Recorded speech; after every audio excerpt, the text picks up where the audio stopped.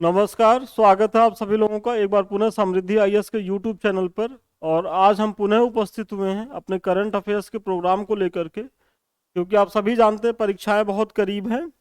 और इस समय जो सबसे महत्वपूर्ण भूमिका है वो करंट अफेयर्स की है। तो करंट अफेयर्स खूब पढ़िए आप लोग, क्योंकि करंट अफेयर्स में देखिए दो चीज़ें होती हैं। एक तो क्वेश्चन भी ठीक ठाक, सबसे ज़्यादा क्वेश्चन यहीं से आते हैं करंट अफेयर्स से। और यहाँ आपके सही करने की जो एक्यूरेसी होती है, जो प्रतिशत होता है वो बहुत ज़्यादा होता है। अगर आप थोड़ा सा पढ़ लेंगे, कायदे से पढ़ लेंगे और उसको रिवीजन कर लेंगे 2 से 3 बार, तो समझ लीजिए कि यहाँ सही करने की जो होगा वो 90% तक आप सही कर सकते हैं, 90% क्वेश्चन को सही कर सकते हैं। और ये एडवांटेज जो है आपको जीएस में नहीं मिलने वाला है। तो जीएस में आप बहुत बढ़िया भी तैयारी करिएगा तो बहुत अच्छा कर लेंगे तो 65-70% तक जा सकते हैं, 70% तक तो उसके बाद तो दिक्कत होती है। लेकिन करंट सोचिए, आपको कम समय में 90% तक वो सफलता दिला सकता है। और दूसरी चीज, यहाँ से संख्या भी प्रश्नों की बहुत होती है, तो अगर यहाँ गड़बड़ करेंगे तो जो है वो आप एक तरीके से प्रीलिम्स में गड़बड़ कर जाएंगे। तो हमारी भी ये जो भूमिका है समृद्धि टीम की, वो आपके करंट अफेयर्स को लेकर के इधर ज़्यादा होने वाली है। तो इसमें आज का जो हमारा क्लास है इसमें बहुत से महत्वपूर्ण क्वेश्चन को केवल चर्चा करेंगे। देखिए व्याख्या पे अब हम नहीं जाएंगे, क्योंकि ये जो समय है वो बहुत आप लोग के लिए क्रुशियल समय है। और इसका उपयोग आप लोग यहाँ तो यूट्यूब पे या जो भी चैनल है थोड़ा थोड़ा समय दीजिए, बाकी आप अपने सेल्फ स्टडी को भी पढ़िए, जो आपका सोर्स है उसको पढ़िए। तो आइए बिना समय गवाए हम अपने पहले प्रश्न को देखते हैं। ये सारे टॉपिक्स हैं जिस पे हम करने वाले हैं। तो हमारा पहला जो प्रश्न है वो ये है कि टाइम हायर एजुकेशन 2024 के 20वें संस्करण से संबंधित निम्नलिखित कथनों पर विचार करें। वर्ल्ड यूनिवर्सिटी रैंकिंग में ऑक्सफोर्ड विश्वविद्यालय शीर्ष स्थान पर रहा। भारत का उच्च शैक्षणिक संस्थान भारतीय विज्ञान संस्थान बेंगलोर रहा। आप लोगों को दो स्टेटमेंट दिया गया है, किससे संबंधित है? तो टाइम्स हायर एजुकेशन से संबंधित है। आप लोग इसको ध्यान से देखिए और बताइए इसका उत्तर क्या होगा।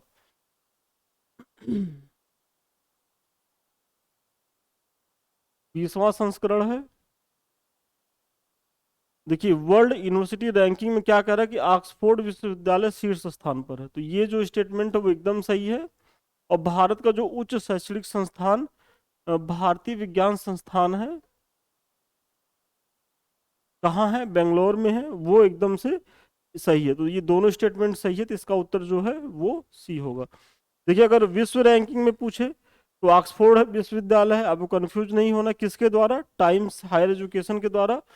और अगर भारत की पूछे कि भारत ने कौन सा शीर्ष स्थान प्राप्त किया है, तो भारतीय विज्ञान संस्थान बेंगलोर द्वारा।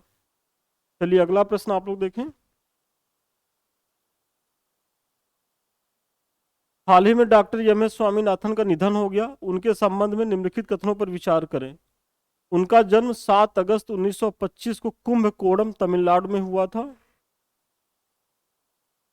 ये राष्ट्रीय किसान आयोग के अध्यक्ष थे और यह भारत में हरित क्रांति के जनक थे। इन्हें 1971 में रेमन मैग्सेसे पुरस्कार और 1987 में विश्व खाद्य पुरस्कार से सम्मानित किया गया था। ऊपर दिए गए कथनों में से कौन सा कथन सही है आपको बताना है। आप सभी जानते होंगे कि बहुत ही महत्वपूर्ण पर्सनालिटी हैं डॉक्टर एम एस स्वामीनाथन, उनकी हाल ही में डेथ हुई है। और चूंकि वो इतने महत्वपूर्ण हैं कि उनसे प्रश्न तो लाजमी है बनना, और बहुत हद तक हम उम्मीद करते हैं कि यहाँ से आपको प्रश्न भी देखने को मिलेगा। तो ये 3 स्टेटमेंट उनके बारे में है, उनको कुछ पुरस्कार दिए गए, उनका जन्म कब हुआ था, सारी चीजें। तो आप लोग बताइए कौन से सही हैं।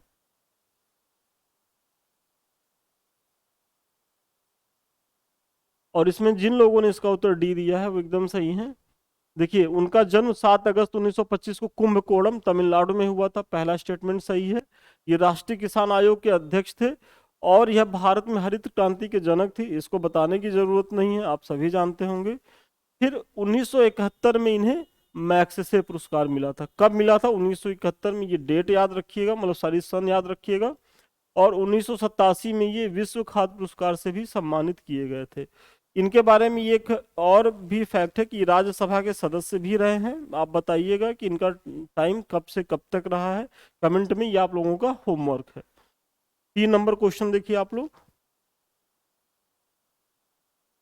और हाँ, ये हमारे समृद्धि जो टेलीग्राम है इससे आप जुड़िए, और ये जो डेली क्यूज हो रहा है प्रैक्टिस निशुल्क, आप लोग इसका लाभ लीजिए। तो जल्दी से आप लोग इससे जुड़ जाइए।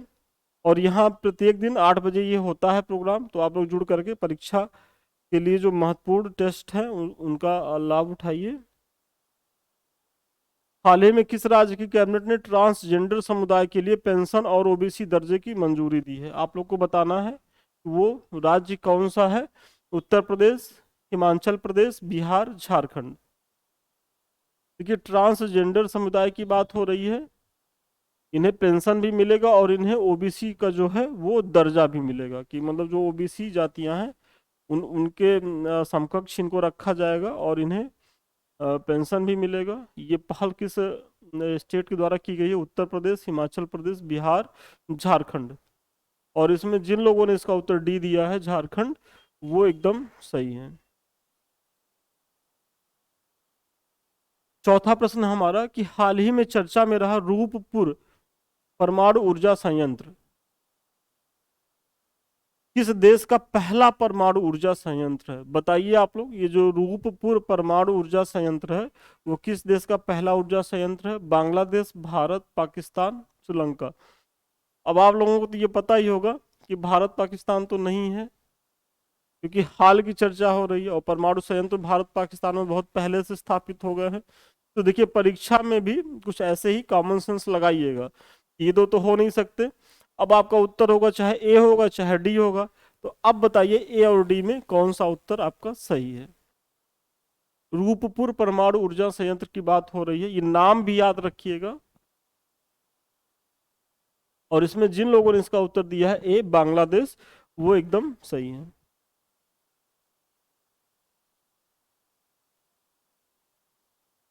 देखिए, नए संसद भवन में कार्यवाही का पहला दिन कब आयोजित किया गया? अब आप लोग सोच रहे होंगे सर ये कैसा प्रश्न है लेकिन क्या किया जाए, आयोग जो है कुछ तूफानी या कह लीजिए कुछ बड़ा करने के लिए, परेशान करने के लिए ऐसी डेट दे देता है। और जो लोग परीक्षा दे रहे होंगे उनको ये इस चीज़ की अच्छी तरीके से जानकारी भी होगी कि कुछ ऐसे डेट्स आ जाते हैं जनरली, कि जब वो आ जाते हैं तो लोग उसको खोजना शुरू करते हैं और पढ़े भी रहते हैं, लेकिन वो उस पर ध्यान नहीं देते और गलत करके आ जाते हैं। तो हम उन्हीं उन्हीं गलतियों से आपको बचाने के लिए प्रयास कर रहे हैं, कि चूंकि ये बड़ा इवेंट था भाई, नए संसद भवन में जो है वो पहली जो कार्रवाई थी, पहला दिन था, वो कौन सा डेट था, ये पूछा जा सकता है। आपको बताना, 16 सितंबर था, 18 सितंबर, 17, 19। 16, 17, 18, 19 सितंबर, इसी में से आपका है सितंबर है, याद कर लीजिए। अब इसमें बताइए कौन सा है? 5 नंबर। आप सभी लोग कमेंट करके बताएं इसका उत्तर क्या होगा। और इसमें जिन लोगों ने इसका उत्तर डी दिया है 19 सितंबर, वो एकदम सही है। इसका उत्तर होगा 19 सितंबर।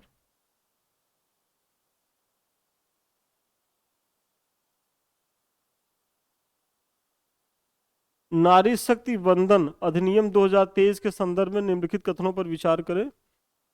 देखिए, आप सभी जानते हो कि नारी सशक्तिकरण जो लेकर के जो बिल आया है संसद द्वारा, वो तो पास भी हो गया है। तो चूंकि वो पूछा जा सकता है कि लोकसभा में कब पास हुआ, राज्यसभा में कब पास हुआ, तो उसी के तहत पूछा गया कि स्टेटमेंट दिया गया है कि राज्यसभा ने 21 सितंबर 2023 को सर्वसम्मति से विधेयक पारित किया।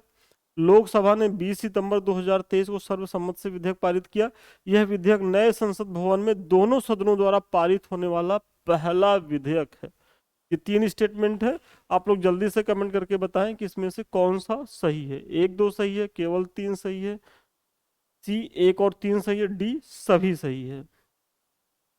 और बहुत बहुत महत्वपूर्ण प्रश्न है ये, और थोड़ा सा हम डेप्थ में जा रहे हैं, क्योंकि रीजन ये है कि आयोग भी अब स्टेटमेंट बेस्ड क्वेश्चन पूछ रहा है। वो ऐसे 1, 2 स्टेटमेंट दे के पूछ रहा है। देखिए, यूपीएससी तो ये काम पहले भी करती थी, लेकिन अब स्टेट कमीशंस भी यूपीएससी की राह में चल रहे हैं। आप सभी जान रहे हो सिलेबस में बहुत परिवर्तन आ गया है, मेंस की चीज़ों में भी परिवर्तित हुई हैं। तो आपको थोड़ा सा अब इस लेवल पे आके देखना होगा प्रश्न को। और इसमें जिन लोगों ने इसका उत्तर डी दिया है वो एकदम सही है। कि देखिए, राज्यसभा में ये जो है 21 सितंबर को देखिए ऐसे याद करिए, 19 सितंबर को पहले कार्रवाई हुई, जो अभी पीछे प्रश्न में आपने देखा था, 19 सितंबर 2023 को। उसके अगले दिन, चूंकि ये पहला विधेयक है, पास हुआ है दोनों सदनों में, तो भाई पहला दिन था तो पहला दिन कुछ खास हुआ नहीं, लोगों ने उसको एंजॉय किया भाई, प्रोग्राम हुए। लेकिन अगले दिन जब शुरू हुआ तो अगले दिन ही लोकसभा में इसको लाया गया, 20 सितंबर 2023 को। और उसके बाद जैसे ही लोकसभा में पास हुआ, उसके बाद ये राज्यसभा में भेज दिया गया, कब? 21 सितंबर को। तो ऐसे याद रखिएगा, 19 सितंबर, 20 सितंबर, 21 सितंबर, ये तीनों डेट जो है आपके लिए बहुत ही महत्वपूर्ण है। और ये तो अपने आप में स्टेटमेंट सही ही है। तो 6 नंबर ऐसे। और जानते हैं परीक्षा में आप लोग कभी भी करंट पढ़िए, कुछ पढ़िए, तो बहुत ज्यादा याद करने पे मत तुल जाइए कि नहीं हम रट लेंगे। देखिए रटने की एक सीमा होती है, कितना रट पाएंगे। तो थोड़ा सा लॉजिक लगाइएगा और थोड़ा सा रुक जाइएगा। जब ऐसी चीजों को आप पढ़ रहे हो तो थोड़ा इत्मीनान से टाइम लेकर के, बहुत गंभीरता के साथ, जब आप का सबसे ज्यादा पढ़ने का मन करे तब आप करंट अफेयर्स पढ़िए। क्योंकि करंट अफेयर्स क्या होता है कि आप लोग को लगता है कि नहीं ठीक है हम पढ़ लिए, पढ़ तो आप लेते हैं, लेकिन होता क्या है कि अगर थोड़ा सा भी आप कंसंट्रेट होकर के नहीं चीज पढ़ रहे हैं तो वो सिल्ली मिस्टेक कर जाएंगे और आपको लगेगा कि यार देखो हम पढ़े तो थे। तो आपके पढ़ने में चूंकि गलती थी, क्योंकि आपका मन थोड़ा आधा अधूरा था, तो पूरे मन के साथ पढ़िएगा तो जरूर बनेगा ये क्वेश्चन। चलिए 7 नंबर देखिए आप लोग। उत्तर प्रदेश के पहले अंतर्राष्ट्रीय व्यापार मेले का आयोजन कहाँ किया गया? कानपुर, अयोध्या, वाराणसी, ग्रेटर नोएडा। क्योंकि उत्तर प्रदेश से संबंधित है और पहला है तो अपने आप में महत्वपूर्ण है, और ये अंतर्राष्ट्रीय व्यापार मेले की बात कर रहा है। तो बताइए ये कहाँ हुआ है? कानपुर, अयोध्या, वाराणसी, ग्रेटर नोएडा। 7 नंबर जल्दी से कमेंट करके बताएं आप लोग। और कमेंट देखिए सभी लोग करिए। और इसमें जिन लोगों ने इसका उत्तर दिया है डी, ग्रेटर नोएडा, वो एकदम सही है।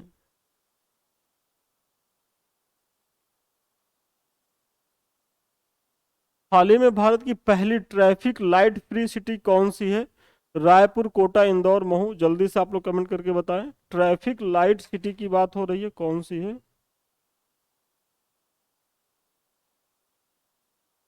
रायपुर, कोटा, इंदौर, महू।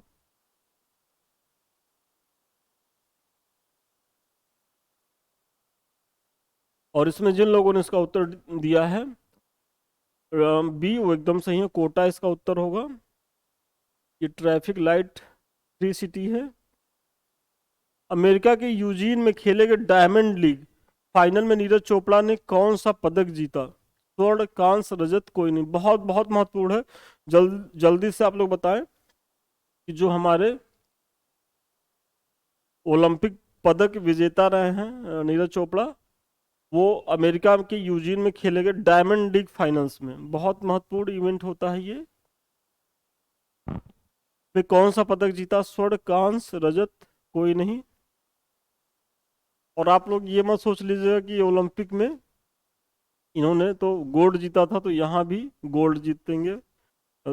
कभी कभी दिन भी होता है, इनका दिन खराब था और इन्होंने जो जीता है वो रजत पदक जीता है।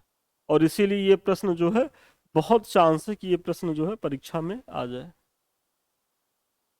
क्योंकि आप लोग सभी, आप लोगों के मन में तो सेट है कि यार जो ओलंपिक में जीत सकता है तो यहाँ तो ऐसे ही रजत गोल्ड जीत जाएगा, लेकिन ऐसा नहीं हुआ। उस दिन ही इनका परफॉर्मेंस औसत में ही रहा और इनको रजत से संतोष करना पड़ा था।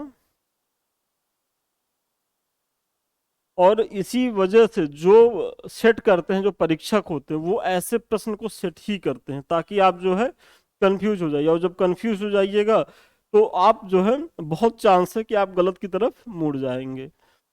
10 नंबर बताइए, आईसीसी T20 वर्ल्ड कप 2024 का आयोजन कहाँ किया जाएगा?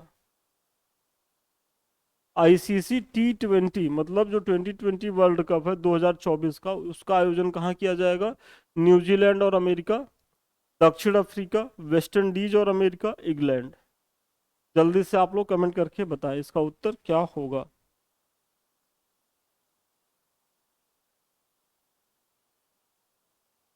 बताओ जी, तुम लोग भी बताओ।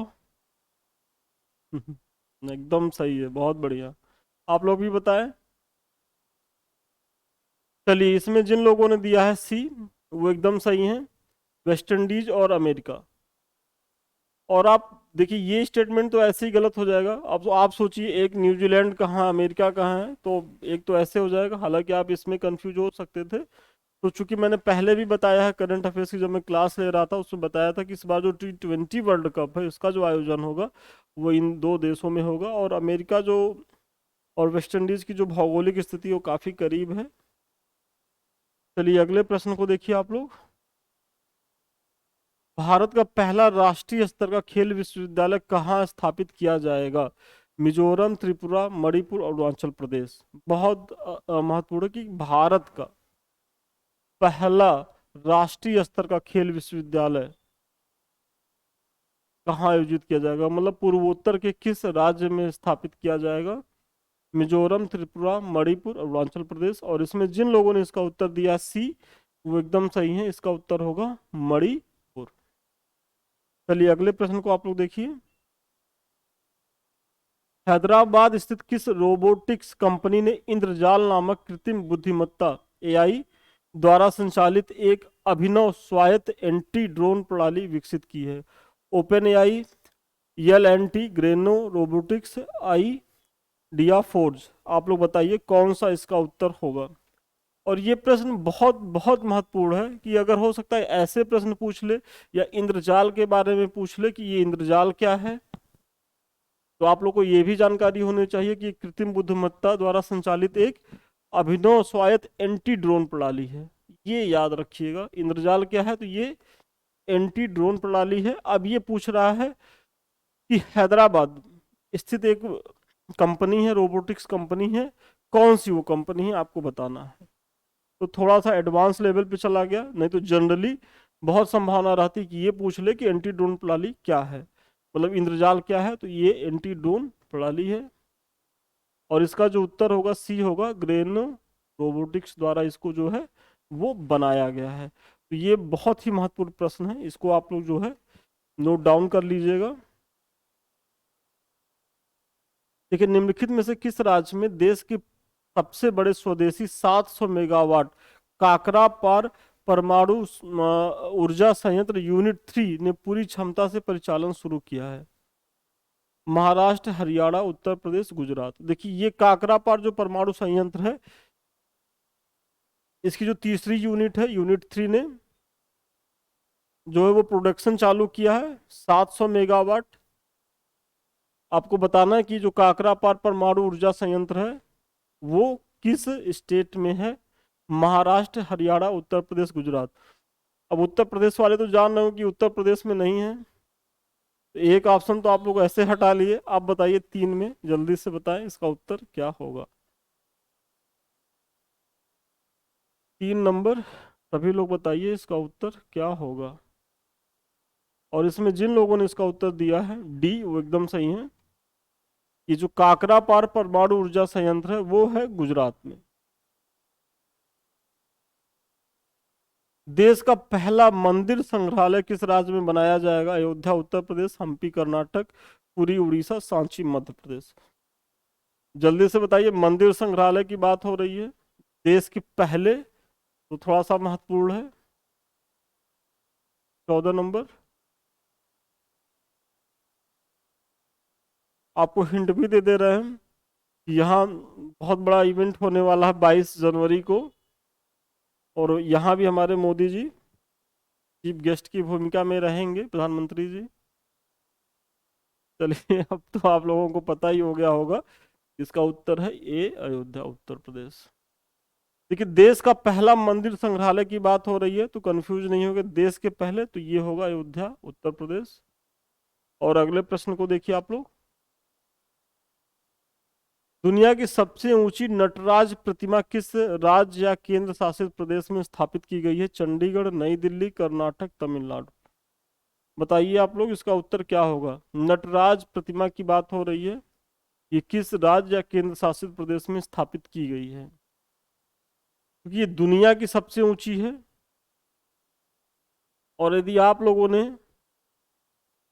पीछे एक बहुत महत्वपूर्ण इवेंट हुआ था G20 का, यदि उसको आप लोगों उस समय न्यूज़पेपर कायदे से पढ़ रहे होंगे तो इसकी चर्चा खूब हुई थी। और देखिए जो प्रश्न बनता है वो ऐसे ही बनता है। ये मान के चलिए कि यदि आप न्यूज़पेपर ध्यान से पढ़ रहे हैं तो बहुत से प्रश्न आप जो है न्यूज़पेपर से ही कर लेंगे। तो अगर किसी को याद हो तो बताएं। एकदम सही है, बहुत बढ़िया, वेरी गुड। और इसमें जिन लोगों ने इसका उत्तर भी दिया है, बहुत बढ़िया, आप लोग बहुत अच्छा कर रहे हैं, अच्छी बात है। देखिए 2 सितंबर को सूर्य का अध्ययन करने वाली पहली अंतरिक्ष आधारित भारतीय वेधशाला आदित्य L1 को किस प्रक्षेपण यान से छोड़ा गया। देखिए आदित्य L1 के बारे में तो आप सभी लोग जान रहे होंगे, वो छोड़ा गया है लैंग्वेज पॉइंट 1 पे, वो जाएगा। आप सभी जानते होंगे कि उसके पॉइंट्स होते हैं, तो ये 1 के लिए जाएगा, वो भी महत्वपूर्ण इवेंट है, मतलब जानकारी है आपके लिए। अब ये बताना कि PSLV C57, GSLV MK2, PSLV C53, GSLV MK3 के द्वारा, आप लोग बताइए इसका उत्तर क्या होगा। 16 नंबर, कौन से यान के द्वारा ये आदित्य L1 जो मिशन है। देखिए ये L1 जो है ये लैंग्वेज पॉइंट है, और इसके बारे में मैंने पीछे चर्चा किया भी है। आप लोग अगर नहीं मेरा वीडियो देखे होंगे तो जाके देख लीजिएगा, क्योंकि ये बहुत ही महत्वपूर्ण क्वेश्चन है और ये आपके मुख्य परीक्षा के लिए भी थोड़ा सा उपयोगी टॉपिक है। तो इसमें 16 नंबर में जिन लोगों ने इसका उत्तर ए दिया है वो एकदम सही है, PSLV C57। अगला प्रश्न देखिए आप लोग। 13 सितंबर 2023 को नेशनल ई विधान एप्लीकेशन प्रोजेक्ट का उद्घाटन किसके द्वारा किया गया। गृह मंत्री अमित शाह, रक्षा मंत्री राजनाथ है,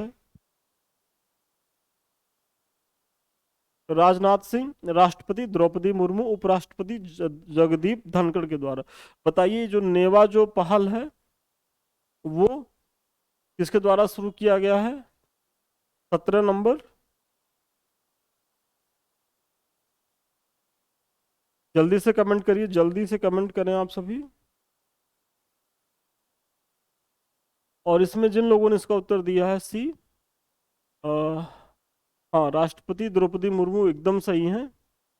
देखिए ये टाइम याद रखिए कि 13 सितंबर 2023 को नेशनल ई विधान एप्लीकेशन का प्रोजेक्ट का उद्घाटन किया गया है राष्ट्रपति द्रौपदी मुर्मू जी द्वारा। चिकित्सा विज्ञान के क्षेत्र में शांति स्वरूप भटनागर पुरस्कार 2022 किसे प्रदान किया गया। Doctor Dipyaman Ganguly, doctor Jitendra Singh, doctor Arun Kumar Shukla, doctor Amit Kumar. देखिए क्या कह रहा है, चिकित्सा विज्ञान के क्षेत्र में शांति स्वरूप भटनागर पुरस्कार 2022 किसे प्रदान किया गया है। जल्दी से आप लोग बताएं इसका उत्तर क्या होगा। अब एक फैक्ट तो यही हो गया कि जो शांति स्वरूप भटनागर जो पुरस्कार है वो किस क्षेत्र में है, किस क्षेत्र के लिए दिया जाता है, तो चिकित्सा के, मेडिसिन के क्षेत्र के लिए दिया जाता है। अब आपको नाम बताना है, और इसमें जिन लोगों ने इसका उत्तर ए दिया है डॉक्टर दीप्यमान गांगुली, वो एकदम सही है।